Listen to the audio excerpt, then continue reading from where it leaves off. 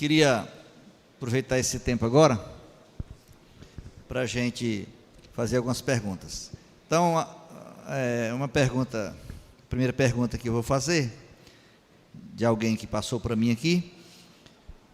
Bom, Satanás tinha consciência de que batalhar contra o propósito de Deus era perda de tempo? Se ele tinha tal consciência, por que batalhou contra o Cristo de Deus? Bom, essa pergunta eu acho que só ele poderia responder, né? Mas se é possível deduzir alguma coisa da Bíblia, dá para pensar que Satanás tem um senso de um propósito. Ele pensa que está desempenhando um propósito dele, né, que Deus lhe deu. E ele está ali para fazer oposição a Deus, né? Mesmo se mantendo dentro dos limites das atribuições que Deus deu a ele. Eu estou falando do Antigo Testamento. Há uma mudança radical no modo como Satanás age do Antigo para o Novo Testamento após esses eventos todos que nós estamos tratando aqui. Observe que em todo o AT, em todo o Antigo Testamento, ele é um ser discreto, aparece raras vezes, e todas as vezes que ele aparece, ele está cumprindo uma função legal. No Novo Testamento, após sua derrota, ele se torna esse furioso, né? Por isso que o texto de capítulo 12 diz: o diabo desceu cheio de cólera, sabendo que pouco tempo lhe resta. Então, essa situação de encolerizado, de cheio de cólera, não parece ser o que ele fazia no Antigo Testamento. Porque no Antigo Testamento ele tinha trunfos muito grandes, os quais ele perdeu. Aí está a razão da sua cólera, da sua ira. Satanás aparece claramente em 3 situações no Antigo Testamento, né? A lei é clara de Gênesis 3. Ele aparece no caso do censo de Davi. Ele aparece no livro de Jó. E ele aparece naquela situação em que, no livro de Zacarias, do sumo sacerdote Josué. Em todas elas, ele está fazendo uma ação jurídica, uma ação legal. Legal no sentido de acordo com as normas. Josué, ele diz, ele não pode oficiar. As vestes dele são sujas. Então, ele está argumentando que não havia mais legitimidade para Israel retomar os sacrifícios depois do exílio, porque o exílio foi a maldição da aliança. Deus derramou a maldição da aliança sobre o seu povo, e aquilo foi uma vitória nesse sentido para Satanás. De repente o povo volta, reconstrói o templo, retoma o sacerdócio, e então nós temos essa cena do sumo sacerdote Josué, que não por acaso também significa Jesus, é o mesmo nome, e ele é acusado por Satanás. Naquele momento, Cristo, na pessoa do anjo do Senhor, defende Josué, dizendo: este é para mim um tição tirado do fogo. O que ele quer dizer com isso é: o fogo já passou. O juízo, a ira de Deus já passou. Eu já o tirei.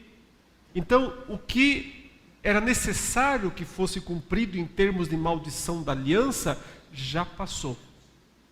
É o tempo do novo começo. Dos pequenos começos, mas é o tempo do recomeço. Então, o anjo do Senhor fala para Josué: faz a coisa certinho, Josué.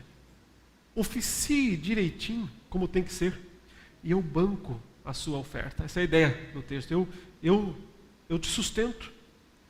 Ou seja, o próprio Cristo dizendo: seu ofício é meu, né? Vamos fazer a coisa certa. A gente sabe que isso não aconteceu exatamente, não tanto quanto devia. No livro de Jó, ele está perante o Senhor junto com os filhos de Deus. Aquilo, eu ainda vou abordar um pouco essa passagem em outro momento, é o momento em que os príncipes de Deus vêm para trazer seus relatórios. É uma cena do mundo antigo, baseada, na figura de um grande monarca, de um grande imperador, que tem seus príncipes delegados para realizar funções no mundo. E esses príncipes vêm, então, para prestar contas.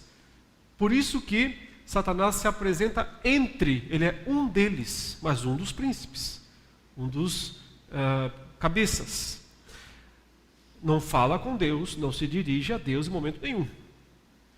Deus é que se dirige para ele, quando chega a hora de cobrar o relatório dele. Onde estavas, Satanás? Qual a resposta que ele dá?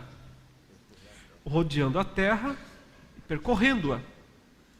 Eu já vi muita gente pregar esse texto dizendo, olha o que Satanás é. Ele é um turista, só quer passear, só quer dar para lá e para cá. Não é isso não. Rodeando a terra e percorrendo-a quer dizer supervisionando. É a função de supervisor, é a função de responsável, gerentão. Ele está desenvolvendo uma função que Deus deu para ele. Em outras palavras, só estava fazendo o que o Senhor mandou, cumprindo minha função. Então Deus faz a segunda pergunta: viste o meu servo Jó? Que não há ninguém como ele, temente, se afasta do mal, faz isso, faz aquilo. O que ele diz? É claro, o Senhor não mandou eu observá-lo? Eu fiz. E vim trazer meu relatório para o Senhor, só que ele é diferente do que o Senhor espera. E então começa a acusar Jó de ser um crente interesseiro, que só é fiel porque é abençoado. Em tudo isso, Satanás está cumprindo uma função legal. Ao ponto que Deus diz, então vamos fazer um teste. Vamos para o desafio prático, que é mais uma vez um desafio jurídico. É tão jurídica a coisa que Jó, então, num dado momento, ele fala assim para Deus: oh, se eu pudesse encontrá-lo, se eu pudesse ir até o seu tribunal, então eu exporia perante ele a minha causa e mostraria que tem algum engano nessa história aí, porque eu não devia estar sofrendo tudo que eu estou sofrendo. Ele pede uma audiência. Ele quer expor a sua causa perante o juiz. Deus concede. E vem falar com ele no meio do rodamuinho, né? Mas ao invés de conceder a palavra para Jó, Deus é que fala. E quando fala, ele diz: Jó, é o seguinte, resumindo, não conta nada do que está acontecendo ali. Tem um Satanás, é uma disputa entre nós aqui, então não conta nada. Só faz perguntas que levam Jó a pensar o seguinte: eu não sei de nada, eu não entendo nada, eu não faço nada, eu sou um inútil. Mais ou menos isso o que as perguntas de Deus levam Jó a refletir. Porque o que Deus quer na verdade é que Jó entenda que ou crê que Deus comanda o universo e tem sabedoria suficiente para administrar as grandes e as pequenas coisas, e portanto o que está acontecendo com a vida dele não é um acidente, não é um acaso, não é algo que fugiu ao controle de Deus, ao contrário, está sob o comando de Deus, ainda que tenha um Satanás na história, mas está sob o comando de Deus. Ou você crê nisso, ou você não tem relacionamento comigo. É isso que Deus está dizendo. Deus não tem a obrigação de explicar as coisas, não. Mas Ele chama o homem para a fé. Confie, creia. Eu não fui eu que criei a terra, não fui eu que coloquei os limites dos mares, que dei as ordens para os astros, não fui eu que fiz tudo isso? Se eu fiz tudo isso, eu não sei cuidar da sua vida? Então, Jó diz no final: bem sei que tudo podes. Né? E é esse o grande objetivo. Então, a questão, Satanás, se ele sabia ou não, se ele tinha chance ou não é algo que a Bíblia discute.